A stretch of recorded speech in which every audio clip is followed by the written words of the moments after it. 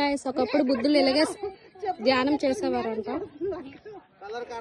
ఇలాంటివి చాలా ఉన్నాయి ఇక్కడ. మా హిమశ్రీ ఎలా చేస్తుందో సేమ్ యాస్టీజ్ అలానే చేసేవారు. ఇలా చాలా ఉన్నాయి. నువ్వు చేస్తూ ఉండు హిమశ్రీ, మేము వెళ్ళొస్తాం. ఇగోండి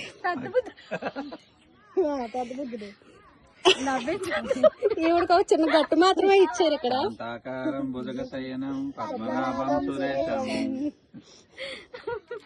ఏం చేస్తున్నారు మేడం? ఇప్పుడు ఏం చేయాలని ఆలోచిస్తున్నారు. ఈయన ఇప్పుడు ఈ ప్లేస్ అసలు దేనికి ప్రత్యేకం ఈయన చెప్తారు. ఈయన మాటలో మనం ప్రత్యేకంగా ఉందండి. ఇక్కడ హెవీగా చీమలు ఉన్నాయని మాత్రం తెలుస్తుంది. దేనికి ప్రత్యేకం చెప్తారు. చెప్పండి ఈ ప్లేస్ అసలు దేనికి, ఎలా, ఏంటి, ఇక్కడ ఎవరు ఉండేవారు ఏంటి? ఇది ఒకప్పుడు పురాతన కాలంలో 1858 అనుకుంటా, మేబీ అప్పుడు నేను పుట్టలేదు. ఆ టైంలో బౌద్ధ మతస్థులు వారు వచ్చి ఇక్కడ వాళ్ళు ధ్యానం చేసేవారు. వారి తదనంతరం మన ఇండియన్ గవర్నమెంట్ ఇక్కడ వైమానిక స్థావరాలను ఏర్పరచుకోవడానికి వాళ్ళు అఫీషియల్ గా ఈ స్థావరాన్ని ఎంచుకోవడం జరిగింది. ఆ తర్వాత కాలక్రమేణా అది పర్యాటక శాఖలో కలిసిపోవటం, ఇప్పుడు పర్యాటకంగా దీన్ని మార్చడం జరిగింది. ఇప్పుడు దీన్ని వీక్షించడానికి చాలా మంది వస్తున్నారు. కాకపోతే ఇక్కడ ఎటువంటి ఫెసిలిటీస్ ని ఏర్పరచలేదు. అది చాలా బాధాకరమైన విషయం. ఇది మీరు మీ మీడియా ద్వారా గవర్నమెంట్ కి తెలియజేస్తారని మరి కోరుకుంటున్నాం.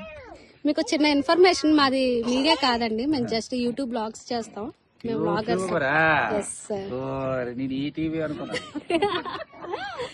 ఇదిగోండి గైస్, టూరిస్టులు చాలా మంది వస్తున్నారు.